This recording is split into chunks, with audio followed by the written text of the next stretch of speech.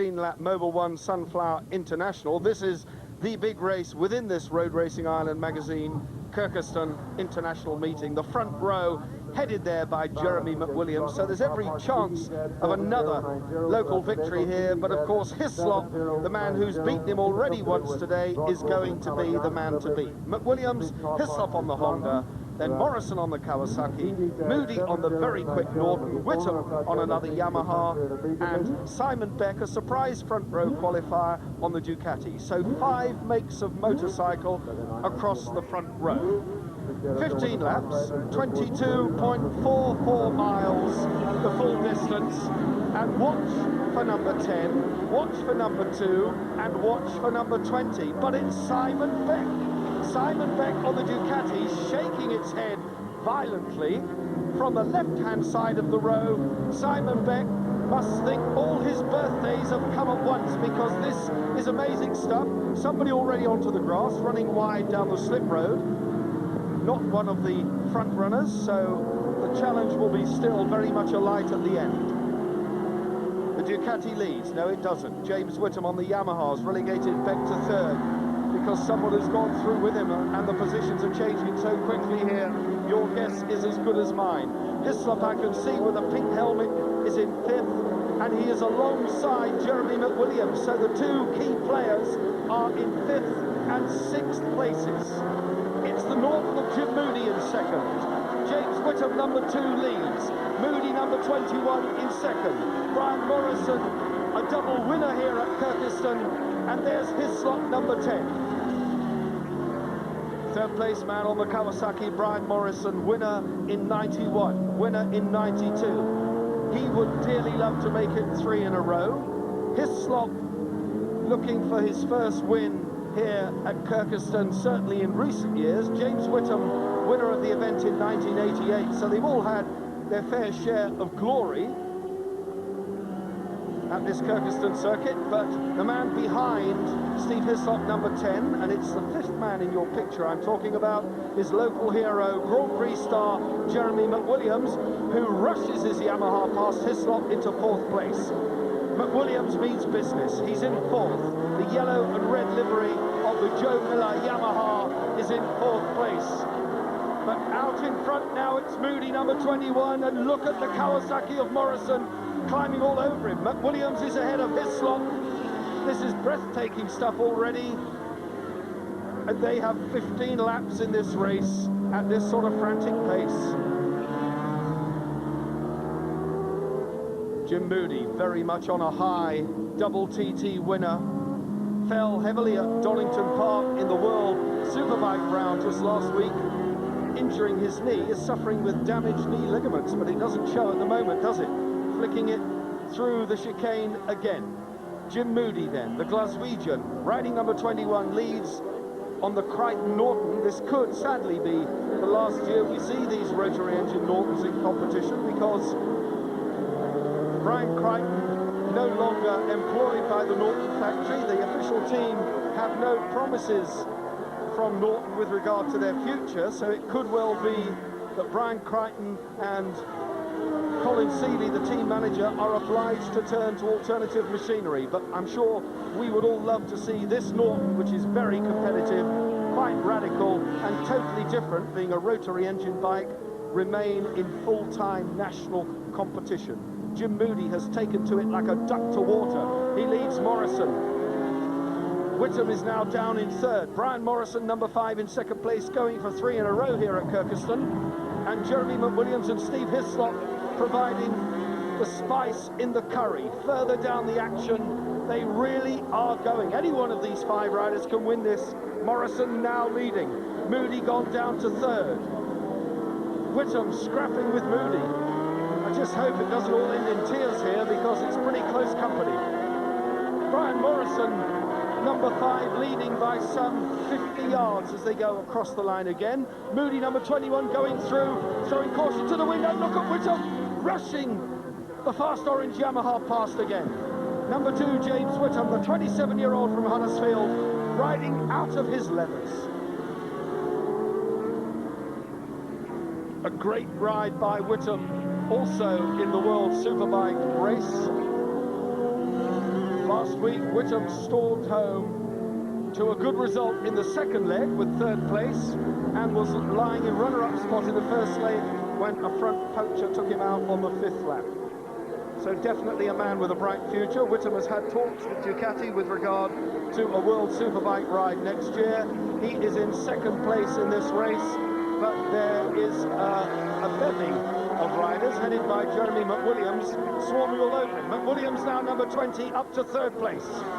McWilliams up to third place and threatening the Yamaha of James Whittam. That's a Yamaha 4-stroke number 2 and a proper Joe Miller V4 500cc 2-stroke Grand Prix machine. Only the second time it's appeared here in Jeremy McWilliams' native homeland. The crowds have turned out in force to witness. 21 Jim Moody then, sucking the short straw at the moment in 5th place, because Brian Morrison, and let's just talk about Morrison for a second. This man, heading for his 3rd win in a row here at Kyrgyzstan, was on the point of lifting the World Endurance Motorcycle Championship when at the last round in Sweden, when they were 5 minutes ahead of the rest of the field, the bike blew to bits. Morrison then lost the World Endurance title in the very last round. So bitter disappointment for the 31-year-old from Kirkcaldy, but he's making amends here. He runs this Team Green racing effort all on his own since Kawasaki withdrew their official race team from the UK scene in 1992.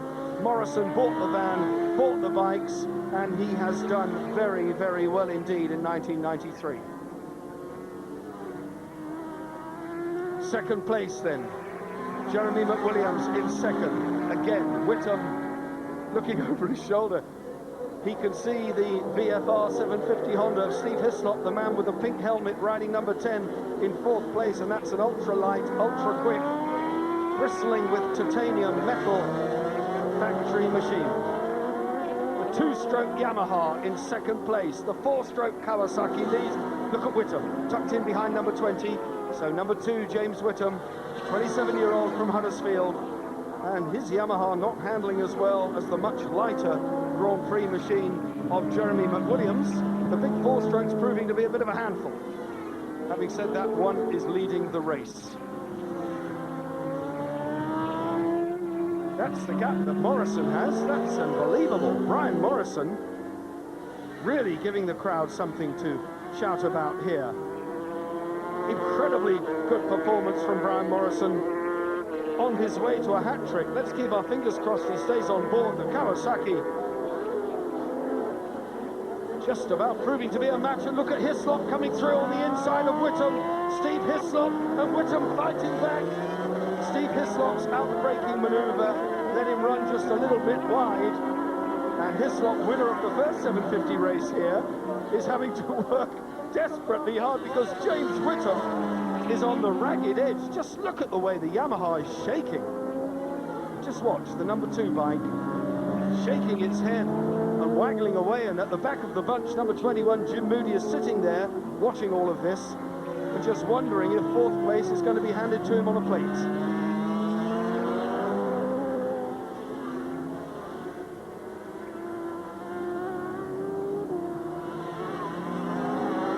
Nothing between these four. Brian Morrison, meanwhile, disappearing out of camera shot, is having a whale of a time at the front of the race, but McWilliams very quick on the fastest part of the circuit, as you would expect from a full works, well, not a full works Yamaha, but certainly a Yamaha which can hold its own with the best in the world. McWilliams finishing just outside the top 20 in the world in his first full Grand Prix season on the Joe Miller Yamaha. And I was talking with the team earlier on. They have no firm plans, or at least they have no plans that they can discuss about their 1994 season. An awful lot of talking going on, but they are fairly tight-lipped about what form their racing effort will take in 1994. It would be a great shame if the Joe Miller Yamaha wasn't seen on the world scene.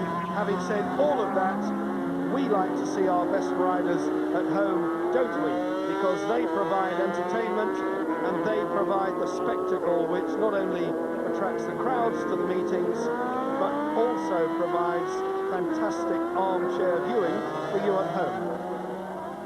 Race leader Brian Morrison from Kirkcaldy, number 5, with a clear advantage over a wasp's nest, I think is the only way I can describe it. There are 4 men, any one of which can lift second place, but they are going to have to do something very special to take the lead from this man, unless a misfortune should befall him.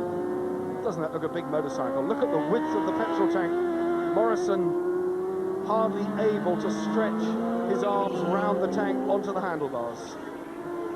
Long way behind them now. 2nd, 3rd, 4th and 5th place. And this 4-man tussle developing into 2 separate ones, I think, for 2nd and 3rd. 2nd place still Jeremy McWilliams. Steve Hislop, number 10, then still in 3rd. Kawasaki leads. 2-stroke Yamaha, number 20 in 2nd.